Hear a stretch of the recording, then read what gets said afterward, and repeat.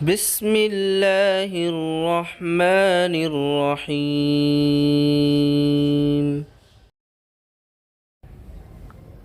السلام علیکم ورحمۃ اللہ وبرکاتہ۔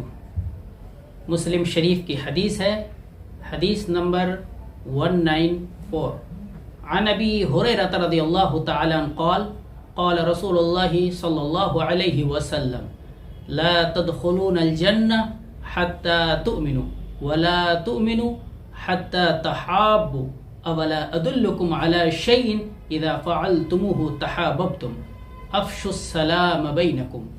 حضرت ابو ہریرہ رضی اللہ تعالیٰ عنہ بڑے جلیل القدر صحابی رسول ہیں۔ وہ کہتے ہیں نبی کریم سرکار دو جہاں صلی اللہ علیہ وسلم نے ارشاد فرمایا تم جنت میں داخل نہیں ہوگے یہاں تک کہ مومن بن جاؤ، اور تم مومن نہیں ہو سکتے یہاں تک کہ ایک دوسرے سے محبت کرنے لگو۔ اور کیا میں تجھے ایسا عمل بتاؤں جس کی وجہ سے ایک دوسرے سے تم محبت کرنے لگو؟ پھر آپ صلی اللہ علیہ وسلم نے ارشاد فرمایا افشوا السلام بینکم، اپنے آپس میں سلام کو عام کرو، سلام کا رواج دو۔ یہ مذہب اسلام کی خصوصیت ہے کہ اسلام نے ہمیں سلام کا ایک بہترین تحفہ عنایت فرمایا کہ جب ایک دوسرے سے ملاقات کریں تو کہیں السلام علیکم ورحمۃ اللہ وبرکاتہ، تم پر سلامتی ہو، اللہ کی رحمتیں ہوں اور اس کی برکتیں ہوں۔ ایک حدیث پاک میں ہے نبی کریم سرکار دو جہاں صلی اللہ علیہ وسلم نے سے پوچھا حضرات صحابہ کرام نے کہ جب کسی نے کہا سلام کیا تو اس کا جواب کس طرح سے دیں؟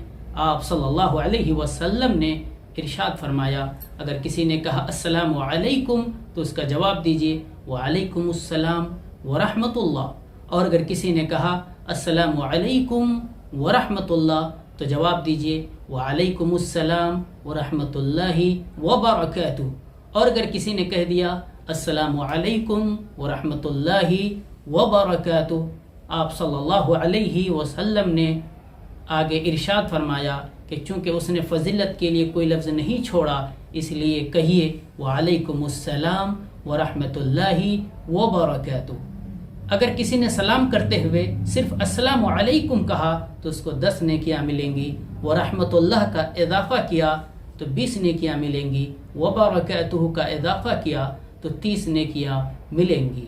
یہ کتنا خوبصورت جملہ ہے کہ جب ایک دوسرے سے ملتے ہیں، ملتے ہوئے سلام کرتے ہیں، دونوں کے بیچ میں محبت قائم ہوتی ہے اور اسی کے ساتھ ساتھ ہماری نیکیوں میں بھی اضافہ ہوتا ہے۔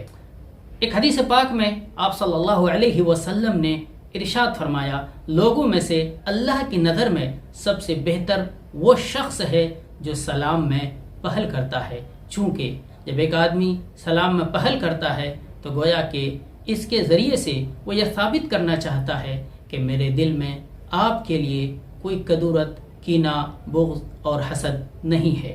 اسی لیے ایک حدیث پاک میں ہے نبی کریم سرکار دو جہاں صلی اللہ علیہ وسلم نے ارشاد فرمایا کسی مومن کے لیے یہ گنجائش نہیں ہے کہ دوسرے بھائی کو 3 رات سے زیادہ چھوڑے رکھے، ترک تعلق قائم کر لے۔ آگے آپ نے فرمایا کہ اس کی شکل یہ کہ جب ملاقات ہو تو ایک دوسرے سے چہرے کو پھیر لے۔ آگے آپ صلی اللہ علیہ وسلم نے فرمایا کہ ان دونوں میں سے سب سے بہتر وہ شخص ہے جو سلام میں پہل کرتا ہے، سلام میں ابتدا کرتا ہے۔ جب ہم ایک دوسرے سے ملاقات کریں تو ملتے ہوئے السلام علیکم ورحمۃ اللہ وبرکاتہ اس طرح کے الفاظ کہیں۔ سلام علیکم یہ لفظ بھی ثابت ہے، اس کے علاوہ سلام علیکم یا سلام مسنون اس طرح کے جو الفاظ ہیں اس کا کوئی ثبوت نہیں ہے۔